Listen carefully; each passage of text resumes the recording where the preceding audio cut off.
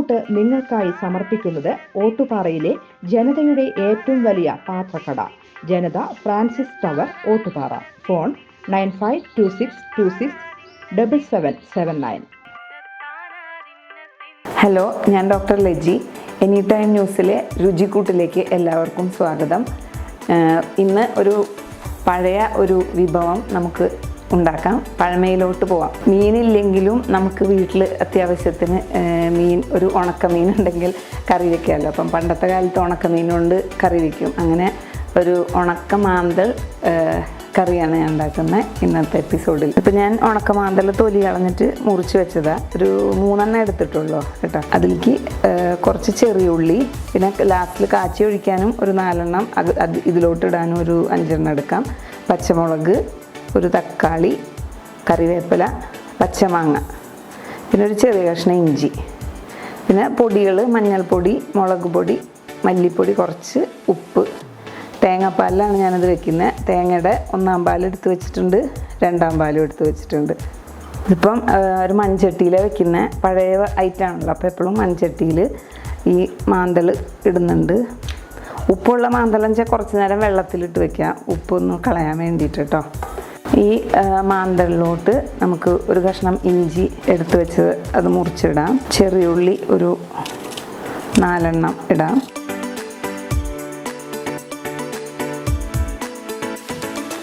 ഒരു 3 പച്ചമുളക്, എരിവനുസരിച്ച് ഇടാം. നിങ്ങൾക്ക് എരിവ് കൂടുതൽ വേണമെങ്കിൽ കൂടുതലിടാം.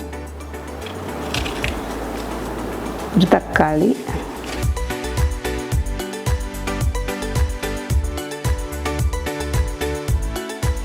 ഒരു തണ്ട് കറിവേപ്പില, പിന്നെ ഈ പച്ചമാങ്ങ. ഇപ്പം ഞാൻ ഒരു മാങ്ങ ഫുള്ള് മുറിച്ച് വെച്ചിട്ടുണ്ട്. ഒത്തിരി പുളിയുള്ള മാങ്ങ വെച്ചാൽ നിങ്ങൾ നോക്കിയിട്ട് ഇട്ടാൽ മതി. ഇത് പുളി കുറഞ്ഞ മാങ്ങയുണ്ട് കേട്ടോ കൂടുതലിടുന്നത്. ഇനി ഇതിലോട്ട് നമുക്ക് ഈ പൊടികളെല്ലാം ഇടാം. മഞ്ഞൾപ്പൊടി ഒരു 1/2 സ്പൂണ്,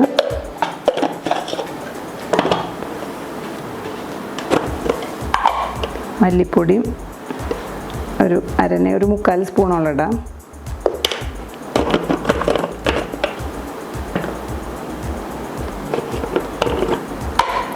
മുളക് പൊടി ഒരു 2 ടീസ്പൂൺ ഇടുന്നുണ്ട്. ഇതിലോട്ട് ഉപ്പ് കുറച്ചിട്ടാൽ മതി. ഉണക്കമീനായതുകൊണ്ട് ഉപ്പ് ഉണ്ടാവും, മീനിൽ ഉപ്പ് ഉണ്ടാവും. കുറച്ചിടാം ഉപ്പ്. എന്നിട്ട് ഇതെല്ലാം കൂടെ നമുക്ക് ഒന്ന് കുഴയ്ക്കാം.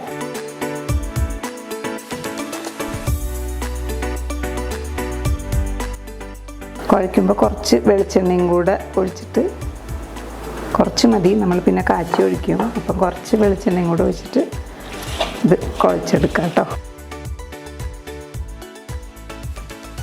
ഇനി നമുക്ക് ഇത് കുഴച്ച് വെച്ചത് തേങ്ങയുടെ 2 പാലിൽ വേവിക്കാം.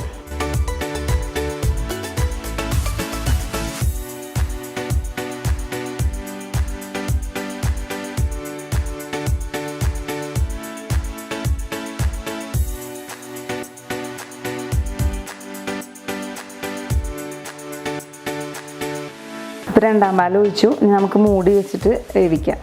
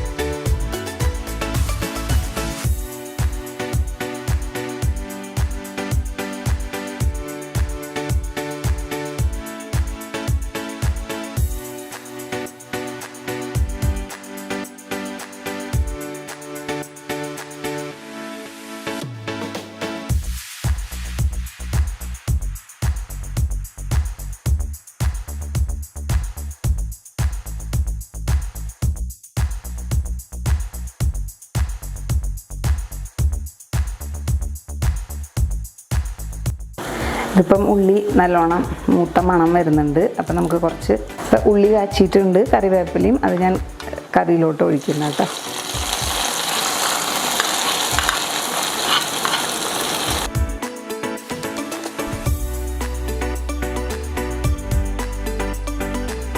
ഇപ്പം നമ്മുടെ ഉണക്കമാന്തൽ കറി റെഡി ആയിട്ടുണ്ട്. അപ്പോൾ പച്ചമീൻ ഇല്ലെങ്കിലും നമുക്ക് ഈ ഒരു ഉണക്കമീനിൻ്റെ കറി വെച്ച് അഡ്ജസ്റ്റ് ചെയ്യാം.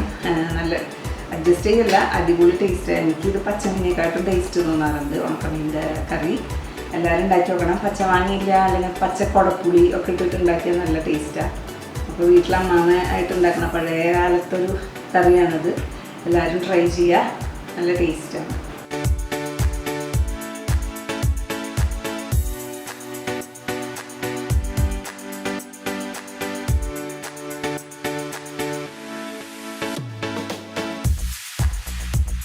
ഇന്നത്തെ എൻ്റെ ഉണക്കമാന്തൽ കറി എല്ലാവരും കണ്ടിട്ടുണ്ടാവുമല്ലോ. എല്ലാവരും ഇത് ഉണ്ടാക്കി നോക്കണം, നല്ല ടേസ്റ്റാണ്.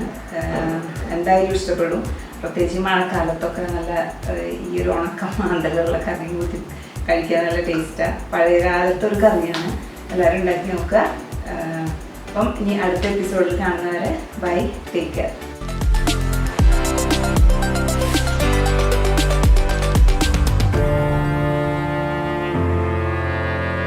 രുചിക്കൂട്ട് നിങ്ങൾക്കായി സമർപ്പിക്കുന്നത് ഓട്ടുപാറയിലെ ജനതയുടെ ഏറ്റവും വലിയ പാത്രക്കട, Janatha Francis tower, Ottupara. Phone 9526267779.